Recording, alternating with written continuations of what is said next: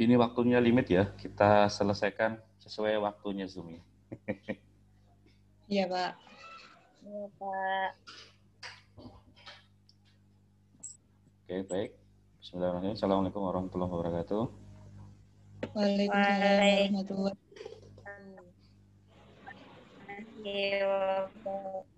wabarakatuh. Ya, saya harap teman-teman semuanya sehat, baik lahir dan batin.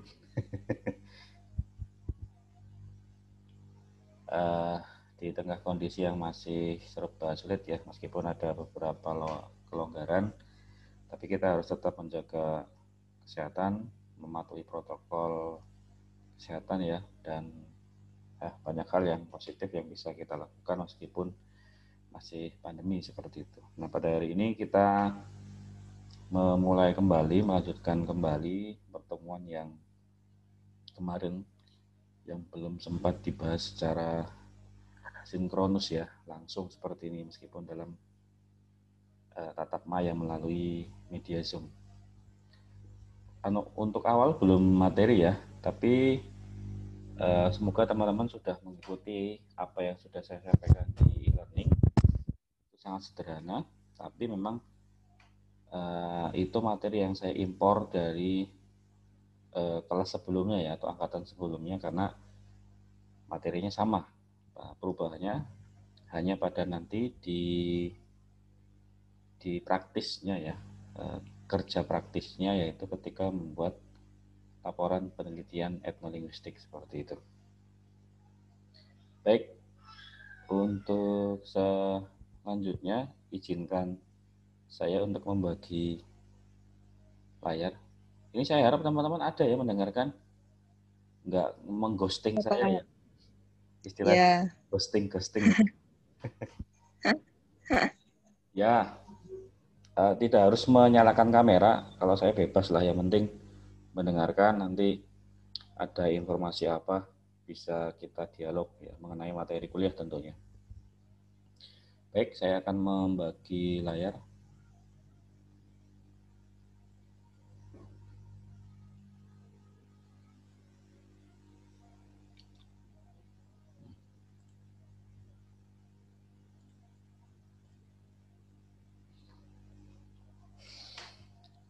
Kelihatan ya?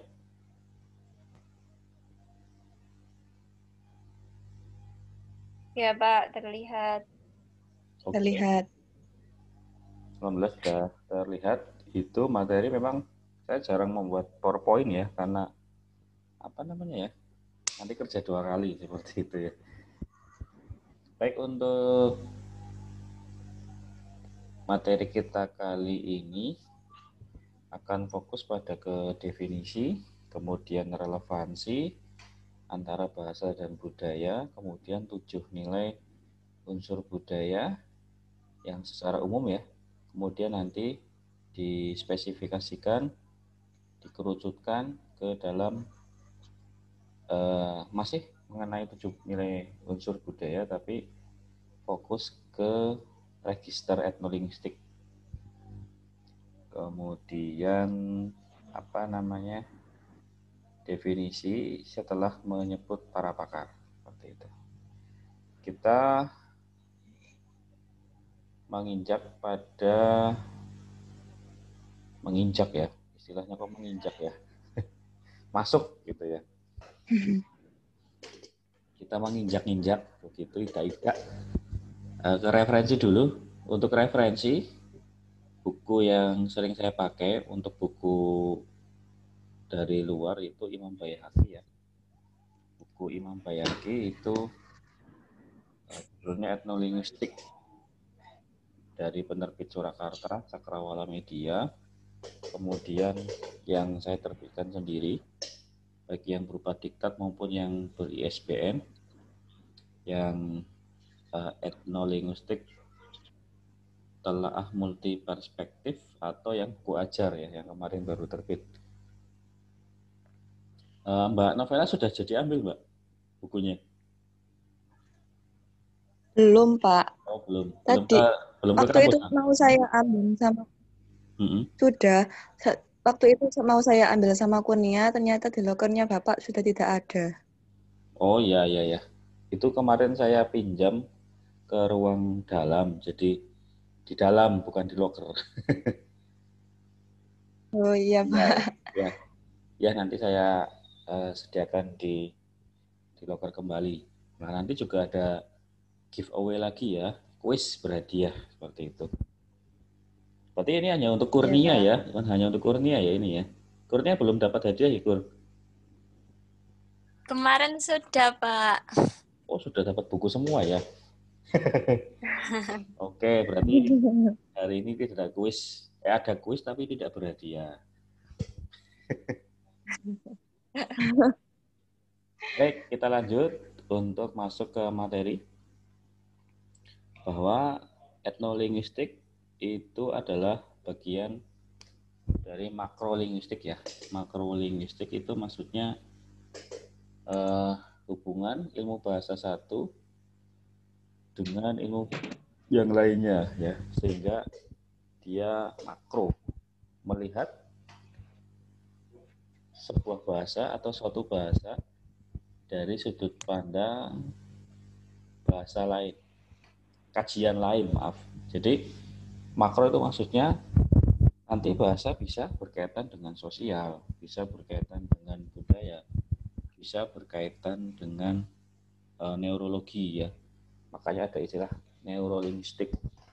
Kalau untuk etnolinguistik itu ada hubungan yang erat, hubungan yang sangat intim, yang sangat mesra antara bahasa dan budaya seperti itu. Sehingga disebut etnolinguistik. Sehingga kalau kita pecah menjadi dua secara terminologi, etnolinguistik itu terdiri dari kajian etnografi dan linguistik ya. Etnografi itu apa? Etno itu sebenarnya dari bahasa Yunani kalau tidak salah, artinya adalah suku bangsa. Ya, di dalam suku bangsa pasti di sana manusianya atau komunitasnya akan menciptakan sesuatu yang disebut dengan budaya. Jadi di dalam suku bangsa dimanapun, di dalam kurun waktu apapun pasti akan meninggalkan sebuah budaya ya, yang bisa lestari karena ada regenerasi atau punah seperti itu. Sedangkan linguistik ya sebagaimana yang kita tahu, linguistik adalah kajian ilmu bahasa seperti itu. Nah, ketika digabung secara umum jadi berbicara hubungan ya, hubungan antara budaya dan bahasa.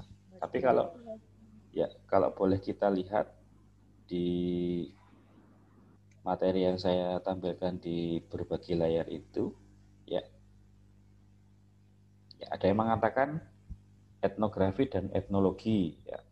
Sampai sekarang saya masih menelaah ya perbedaan yang sangat kental dari dua istilah tadi itu apa ya, etnografi dan etnologi. Tapi saya sudah menemukan etno itu tadi artinya adalah suku bangsa gitu. Baik, jadi secara simpel saja, sederhana, bahwa etnolinguistik adalah ini. Ya, etnolinguistik merupakan ilmu bahasa yang lintas keilmuan. Jadi dia bersanding dengan ilmu lain yang memang bisa dipadu-padankan menjadi sebuah kajian tersendiri, tapi dia lintas keilmuan. Sehingga karena lintas keilmuan itu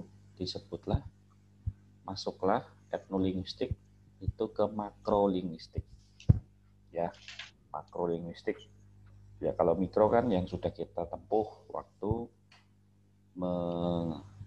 menempuh mata kuliah fonologi, morfologi dan seterusnya itu ya. Oke, itu untuk definisi secara sederhana. Saya belum memasukkan yang expert dari para pakar, tapi ini kita lihat dulu pelan-pelan. Nah, ketika teman-teman sudah bisa melihat relativitas antara bahasa dan budaya, nah, saya mencoba ingin mencuci otak teman-teman ya, dengan 7 unsur budaya ini. 7 unsur budaya. Ini sudah saya sampaikan belum 7 unsur ini? Belum ya? Belum. Belum ya? Belum. Oke. Tapi sudah membaca, saya harap sudah membaca yang di e-learning itu. Jadi, menurut Kunchara-Ningrat, ada 7 unsur kebudayaan yang itu terkandung atau terdapat di dalam semua unsur budaya, di dalam produk budaya dimanapun, di seluruh dunia. Seperti itu. Sebentar, baterainya.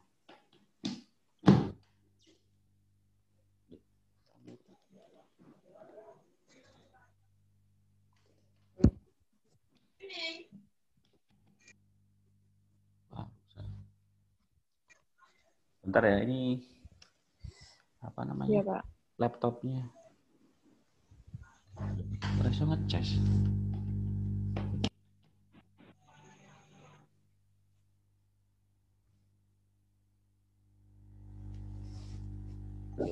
Bisa berarti cas HP ini.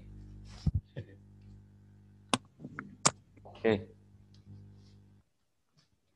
Baik, ini tinggal berapa persen nanti laptop saya malah rusak ya. Pak. Oke, teman-teman, mohon maaf. Ternyata laptopnya tidak mengisi baterainya sehingga ini ya, apa namanya? Saya berharap tidak terjadi masalah, tapi biar tidak terjadi masalah, coba lagi 5 menit ya teman-teman. Apa ya? Iya, Pak.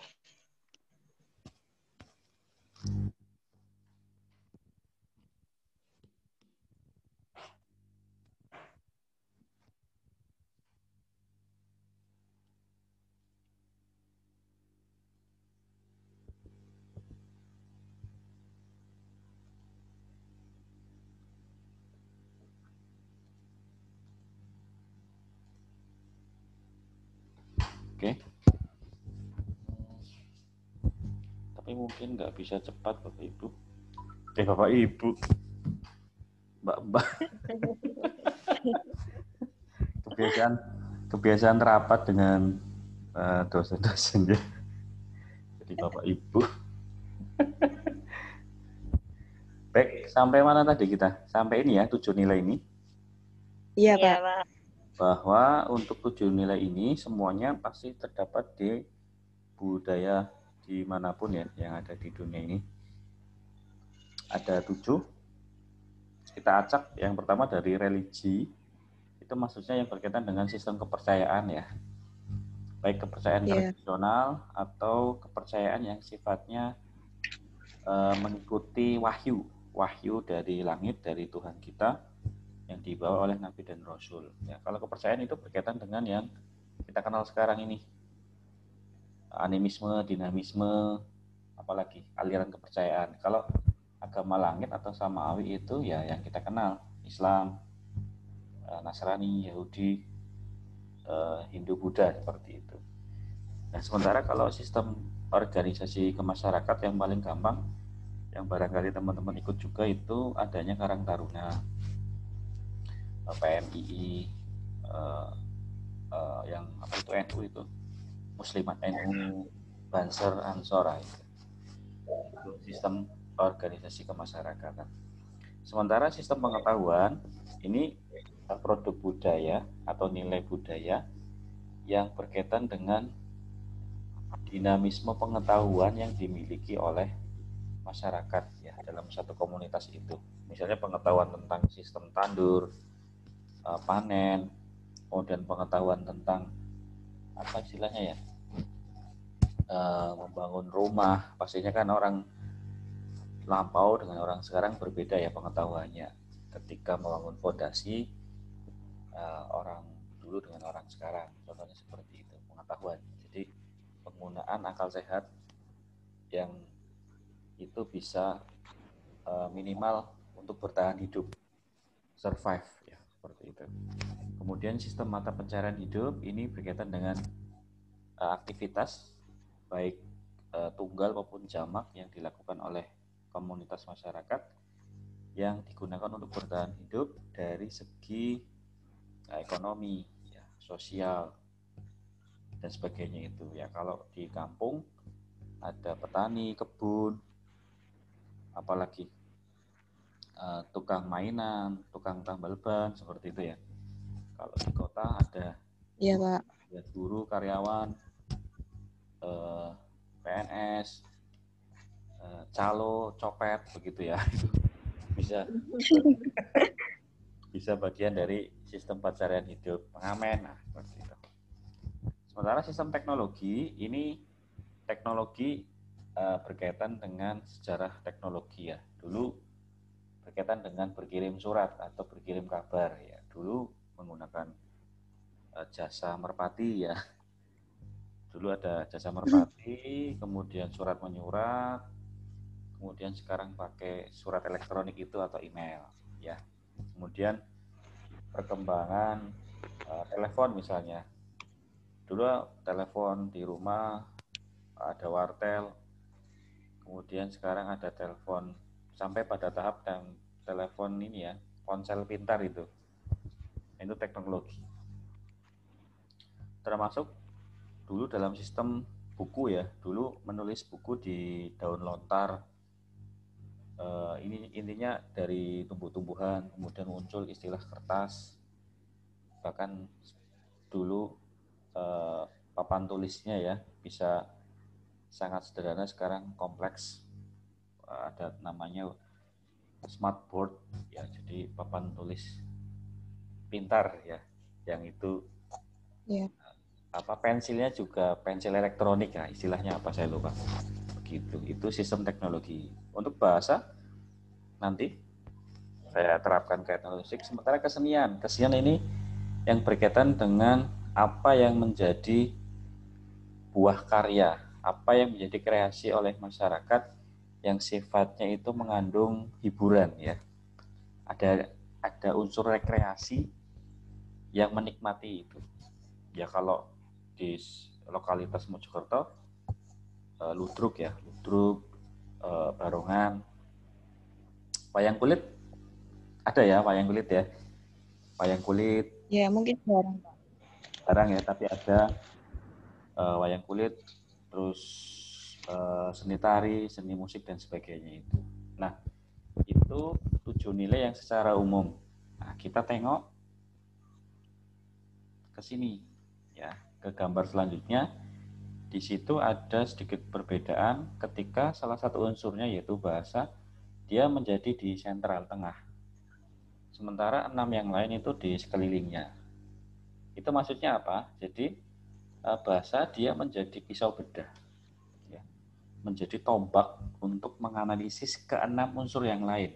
Contohnya di dalam religi, ya, di dalam religi atau kesenian saja.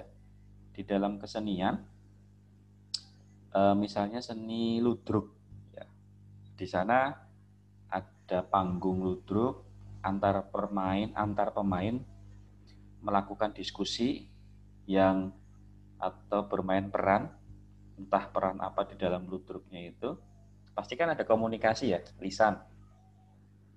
Nah, komunikasinya itu kan pasti melalui bahasa, entah itu lisan, entah itu tulisan. Nah, itu yang dimaksud mengapa unsur bahasa berada di tengah dari ke-6 unsur yang lain. Misalnya kita melihat unsur religi. Di dalam religi ada doa-doa, ada makna di dalam doa itu. Nah, semuanya kan melalui sarana bahasa kan. Nah, itu. Jadi doa dalam kegiatan apa, misalnya kenduren, itu dilihat apakah dalam bentuk mati cah.